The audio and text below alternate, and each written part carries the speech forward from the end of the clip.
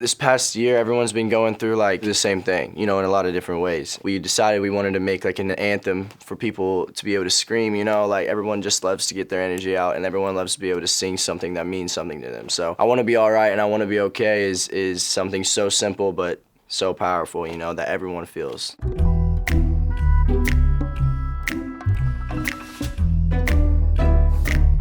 Working with Travis is the best decision I could have ever made. We were in the studio, it was really nonchalant. We decided to bring in this writer, Lil Aaron, who's a good friend of mine, and Travis's. He's a fantastic writer. And after we made the song, we realized that it fit perfectly into the standard of like an anthem for people, you know. I wanted MGK on any song that I could, you know, make, but it's about timing and it's about waiting for the right moment. You know, we never went to him and was like, yo, can you hop on a song? After we made that song, Travis was playing it in the studio and Kels overheard it and he was like, yo, what the fuck is that?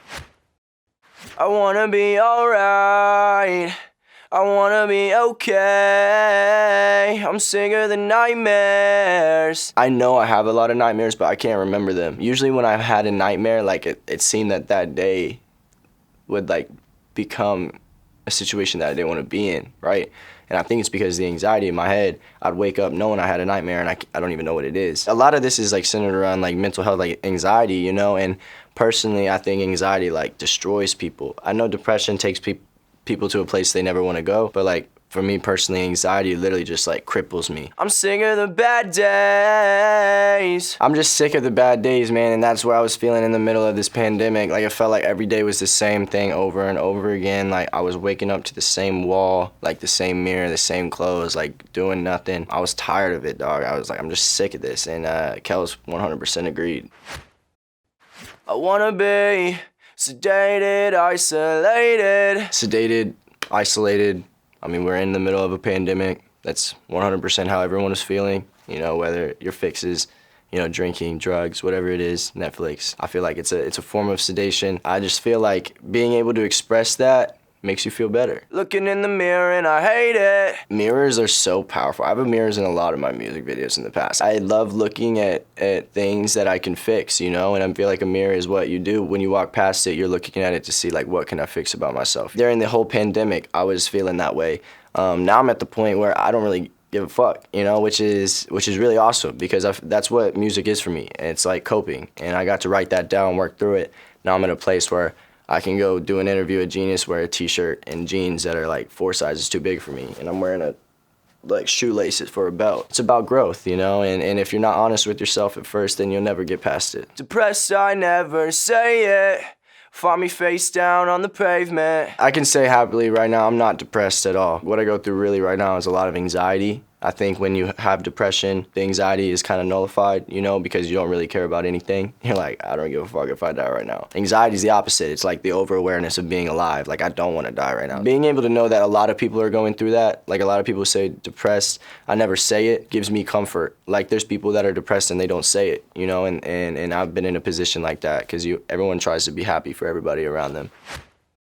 Maybe it's all my fault. There's no one I could call for help. It's really getting worse than I thought. This past year was crazy, man. You know, I feel like a lot of people lost a lot of people, you know, and I lost family members and close friends.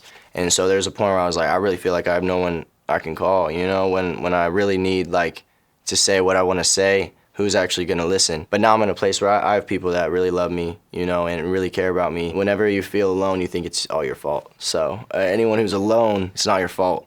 I promise you it's not. The world is a crazy place, and you just gotta look forward to the next day. And I'm done, no prescription makes me better. Drugs scare me now, dude. Like, they really do. I like abuse drugs in a way I shouldn't. I'm in a point where I'm like, I'm trying to figure out how to do this on my own, you know, in a healthy way, instead of just like flooding myself with different, you know, fixes. After I got arrested, it was a big wake-up call. Like, just think about where you're going. And where I'm going, I don't need to bring that with me, you know? I'm trying to change the world, and like, that's not gonna happen if I'm tripping dick all the time, you know?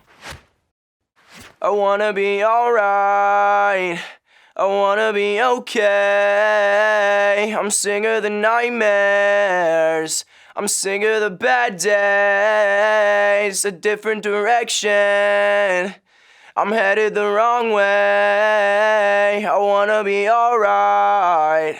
I wanna be okay. The day before my arrest, I was like, if I'm doing so bad, like if like my life is how you say it is, I'm like having a conversation with myself to God, you know, show me, I need a sign, and the next day I got arrested, dog, so I took it as a sign. I'm really just trying to every day get healthier, grow. It's nothing like too deep, like everyone can do it, I'm not special, I'm not like this high up person, like I'm not like a role model either.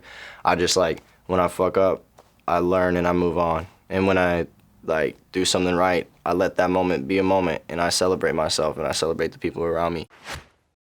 I don't wanna feel like this anymore. I don't wanna feel like this anymore. I don't wanna feel like this anymore. I don't wanna feel like this. In this part, it was really cool because getting to hear me and Kel's voice and like right next to each other, I thought was like, showed a lot of emotion. We just described all of the things that I've been going through, millions of people have gone through, and then we're like listening to what Kel's went through. All right, now that you heard all that, I don't want to do this anymore. I don't want to feel like this.